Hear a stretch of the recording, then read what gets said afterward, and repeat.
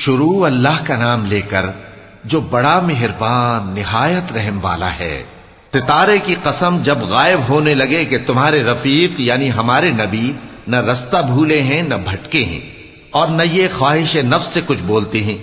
یہ قرآن تو ایک وحی ہے جو ان کی طرف بھیجی جاتی ہے، ان کو نہایت قوت والے نے سکھایا یعنی جبرائیل نے جو طاقتور ہیں۔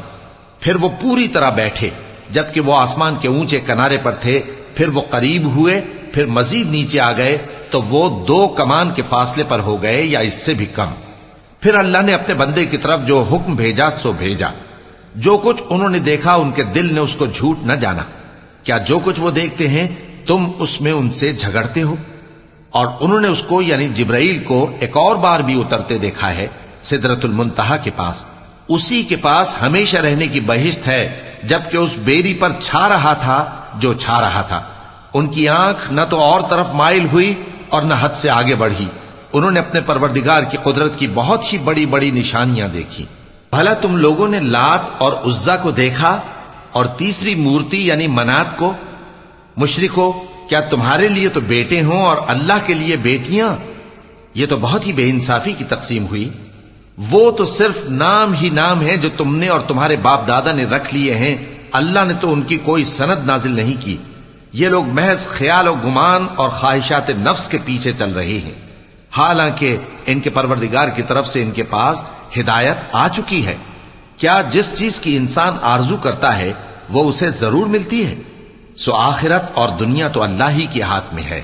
اور آسمانوں میں بہت سے فرشتے ہیں جن کی سفارش کچھ بھی فائدہ نہیں دیتی مگر اس وقت کہ اللہ جس کے لیے چاہے اجازت بخشے اور سفارش پسند بھی کرے۔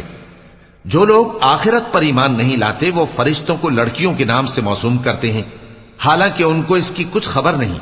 وہ صرف خیال و گمان پر چلتے ہیں، جبکہ خیال و گمان حق کے مقابلے میں کچھ کام نہیں آتا۔ تو جو ہماری یاد سے روگردانی کرے اور صرف دنیا ہی کی زندگی کا خواہاں ہو، اس سے تم بھی منہ پھیر لو۔ ان کے علم کی یہی انتہا ہے۔ تمہارا پروردگار اس کو بھی خوب جانتا ہے جو اس کے رستے سے بھٹک گیا، اور اس سے بھی خوب واقف ہے جو رستے پر چلا۔ اور جو کچھ آسمانوں میں ہے اور جو کچھ زمین میں ہے سب اللہ ہی کا ہے، اور اس نے خلقت کو اس لیے پیدا کیا ہے کہ جن لوگوں نے برے کام کیے ان کو ان کے اعمال کا بدلہ دے، اور جنہوں نے نیکیاں کی ان کو نیک بدلہ دے۔ جو صغیرہ گناہوں کے سوا بڑے بڑے گناہوں اور بے حیائی کی باتوں سے اجتناب کرتے ہیں، بے شک تمہارا پروردگار بڑی بخشش والا ہے۔ وہ تم کو خوب جانتا ہے۔ جب اس نے تم کو مٹی سے پیدا کیا اور جب تم اپنی ماؤں کے پیٹ میں بچے تھے تو اپنے آپ کو پاک صاف نہ جتاؤ۔ جو پرہیزگار ہے وہ اس سے خوب واقف ہے۔ بھلا تم نے اس شخص کو دیکھا جس نے منہ پھیر لیا اور تھوڑا سا دیا پھر ہاتھ روک لیا؟ کیا اس کے پاس غیب کا علم ہے کہ وہ اسے دیکھ رہا ہے؟ کیا جو باتیں موسیٰ کے صحیفوں میں ہیں ان کی اس کو خبر نہیں پہنچی؟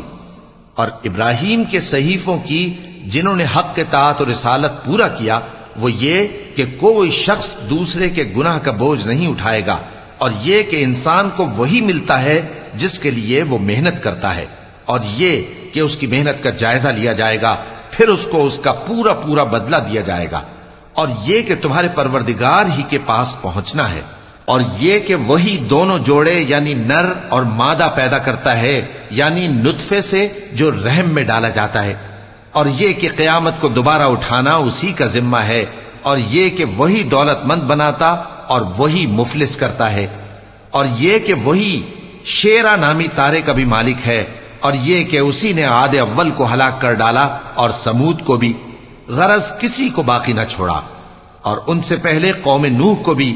کچھ شک نہیں کہ وہ لوگ بڑے ہی ظالم اور بڑے ہی سرکش تھے، اور اسی نے الٹی ہوئی بستیوں کو دے پٹکا، پھر ان پر جو چیز چھا گئی سو چھا گئی۔ تو اے انسان، تو اپنے پروردگار کی کون کون سی نعمت پر جھگڑے گا؟ یہ پیغمبر بھی پہلے کے خبردار کرنے والوں میں سے ایک خبردار کرنے والے ہیں۔ آنے والی یعنی قیامت قریب آ پہنچی، اس دن کی تکلیفوں کو اللہ کے سوا کوئی دور نہیں کر سکے گا۔ اے کافرو، کیا تم اس کلام پر تعجب کرتے ہو اور ہنستے ہو اور روتے نہیں؟ اور تم غفلت میں پڑے ہو تو اللہ کے آگے سجدہ کرو اور اسی کی عبادت کرو۔